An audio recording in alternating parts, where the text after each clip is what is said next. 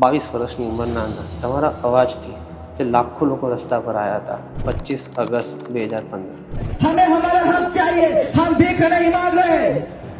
अगर दोगे तो प्यार से लेंगे, नहीं तो छीन लेना हमें भी आता है।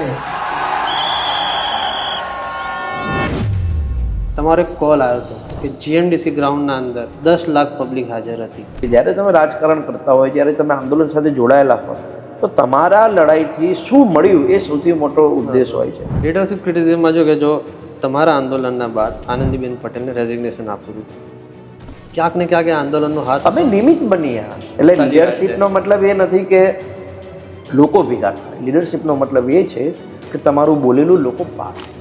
તમને એવું જ્યારે તમે જેલમાં ગયા, તમે ઇમોશનલી મેન્ટલી કઈ રીતે પ્રિપેર થયા? તમને એવું ના લાગ્યું કે તમને મારવાનો કદાચ પ્લાન થઈ શકે? નવાઈની વાત એ છે કે ઘણીવાર અમે આ વાત કરીએ એટલે અમુક લોકોને તો એ પણ નથી ખબર હોતી કે ઈડબ્લ્યુએસ લાગુ થઈ છે। ઘણા લોકો અમને કોમેન્ટમાં લખે કે અનામતનું શું છે। જેલમાંથી છૂટીને ઘરે નહોતો ગયો, હું આખું ગુજરાત ફર્યો હતો 72 કલાકમાં। જ્યારે તમે આંદોલન ચાલુ કર્યું ત્યારે એક આંદોલન હાર્દિકભાઈ તરીકે ઓળખાતા હતા, તો આજે એ આંદોલનકારી હાર્દિક અને વિરમગામના જે એમએલએ છે એ હાર્દિક વચ્ચેનું અંતર શું છે? કે આ દેશમાં જાતિ આધારિત રાજકારણ વર્ષો લગી રહેવાનું જ છે। નરેન્દ્રભાઈ મોદી એક વર્ડમાં નરેન્દ્ર મોદી સાહેબ ઇઝ અ ગ્રેટેસ્ટ લીડર। અને સરદાર પટેલ સાહેબની લીડરશિપ હંમેશા મને પસંદ રહી છે।